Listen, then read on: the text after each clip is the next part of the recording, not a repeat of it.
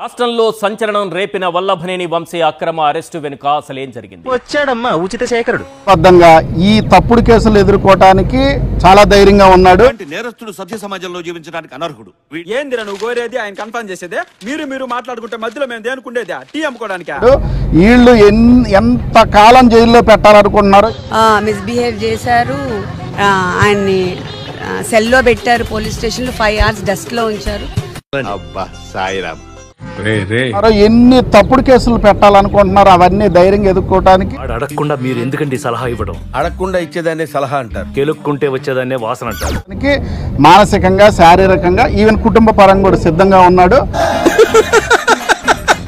Red book రాజ్యాంగంలో అసలైన రాక్షస పేజీ ఇప్పుడే ఓపెన్ అయిందా? నేనే బెటర్ రా, కాస్త వెనక ముందు ఆలోచిస్తున్నాను. నువ్వేంట్రా ఏకం గేట్లు ఎత్తేస్తున్నావు? ఏం క్యారెక్టర్ రా బాబు నీది. అసలు వార్త ఏంటి? వీడి చదివే వార్త ఏంటి? అసలు వార్తల్ని వీడు ఎలా తారుమారు చేస్తాడో చూడండి. వార్త వంశీ మనుషులు, వంశీ తనని కొట్టి కిడ్నాప్ చేసి బలవంతంగా కంప్లైంట్ విత్డ్రా చేయించారు. నేరుగా వాళ్లే తమ కారులో కోర్టుకు తీసుకొచ్చి బలవంతంగా విత్డ్రా చేయించారని చెప్పాడు. సత్యవర్ధన్తో తప్పుడు ఫిర్యాదు చేయించి అది బట్టబయలు కావడంతో లోకేష్ అహం దెబ్బతిందా?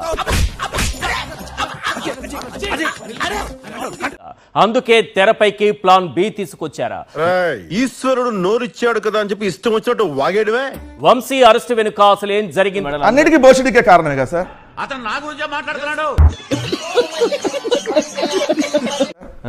అంటే భోషుడికి అన్నతను కారణం.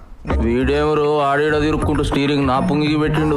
నేను తప్పుగా, ఎందుకంటే దయచేసి చూసేవాళ్ళు నేను అట్లాంటి బూతులు మాట్లాడలేదు. భోషుడికే అనే పదం, భోషుడికే అంటే లంజా కొడుకు అని. ఏం మాట్లాడుతున్నారా నువ్వు? నీకేమన్నా బుర్రున్నదారా? భోషుడికే అని జగన్ గారిని తిట్టడమే కారణం కదా.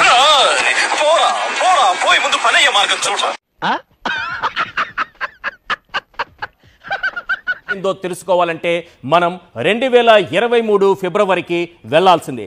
ఆడు సైకో, వాడిని కన్నా చంద్రబాబు గారు సైకో, ముసల్ సైకో, డకోటా సైకో, ఈడు పిల్ల సైకో. అన్నవరంలో ఒక పిల్ల సైకో ఉన్నాడు. ఎన్నింటి వాసాలు లెక్క పెట్టే వ్యక్తి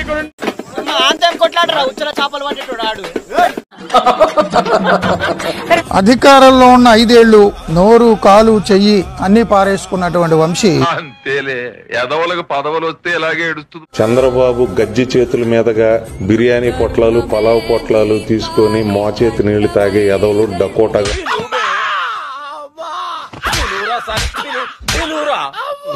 ఉదయం నుంచి మాట మాట్లాడటంలా, నోరు పెగలడం లేదు, మౌనం, పూర్తిగా మౌనం.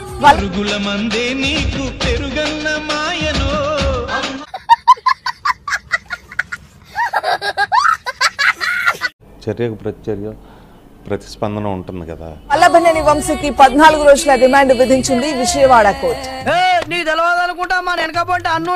థర్డ్ డిగ్రీ ఈ గోల్డ్ పీకడం, ఐస్ పెట్టడం ఇలాంటివన్నీ ఒక్కో రోజు ఒక్కో పోలీస్ స్టేషన్.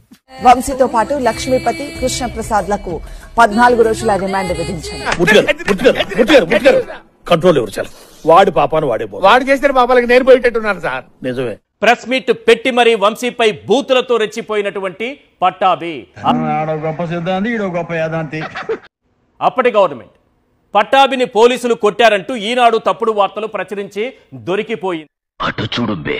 ఇప్పుడు సాక్షి పేపరు, సాక్షి టీవీ ఏం చేస్తారంటే సాయిబాబా గారు గాలిలోంచి విభూతి సృష్టించినట్టు వీళ్ళు అవినీతిని సృష్టిస్తారు.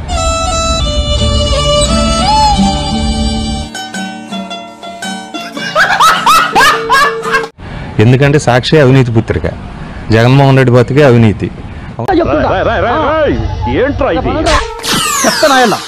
నీ వల్ల కదా నా జీవితం సంకనాకిపోయింది అని జడ్జి ముందు చెప్పి మరి కేసు ఉపసంహరించుకుంటూ వాంగ్మూలం కూడా ఇచ్చారు.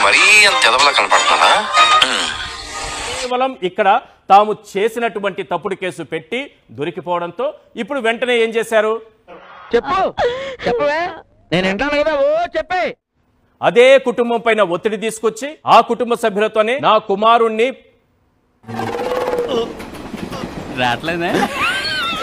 వంశీ అతని అనుచరులు కిడ్నాప్ చేశారని తప్పుడు కేసు పెట్టించి వెంటనే అరెస్ట్ చేశారు. తొక్కలది ఏం చెప్పారండి? ఇలాంటివి 1,00,000 చెబుతా. రాష్ట్రంలో రాజ్యాంగం అపహాస్యం అవుతోంది అనడానికి రాజ్యాంగ వ్యవస్థలు, న్యాయ వ్యవస్థల్ని అపహాస్యం చేస్తున్నారు. అంతా బానే ఉందా?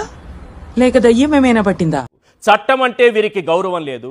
ఆ చట్టాన్ని కాపాడే న్యాయ వ్యవస్థల మీద కూడా వీరికి గౌరవం లేకుండా పోయింది. ఆ మాట నువ్వు చెప్పకూడదు. ఎందుకు చెప్తున్నావు? ఆ మాట నువ్వు చెప్పకూడదు. ఈ కేసులో ఫిర్యాదుదారుగా ఉన్న సత్యవర్ధన్ తనతో బలవంతంగా సంతకాలు చేయించి ఫిర్యాదు కోసం వాడుకున్నారని ఇప్పటికే జడ్జి ముందు వాంగ్మూలం కూడా ఇచ్చారు. ఈ తప్పుడు కేసులతో వంశీని ఎవరు ఏమి చేయలేరని తీర్పించి బయటికి ఎలా వెళ్తామో చూస్తాను. కోర్టులో ఒగ్గబెట్టి నిన్ను కుమ్మకపోతే తల్లి తోడు. కొత్త కేసు నమోదయ్యేలా చేశారు. ఆ కేసు వంకతోనే ఇప్పుడు వల్లభనేని వంశీని అక్రమంగా అరెస్ట్ చేసి లోపల పడేస్తున్నారు. ఎంత ఘోరం జరిగిపోయిందిరా. విచారణ ఎలా కొనసాగాలో వారిద్దరే నిర్ణయిస్తారు. ఎవరెవరి మీద ఎలాంటి అభియోగాలు మోపాలో వాళ్ళిద్దరే నిర్ణయిస్తారు. సాక్ష్యాలు ఎవరి చేత చెప్పించాలో వారే నిర్ణయిస్తారు.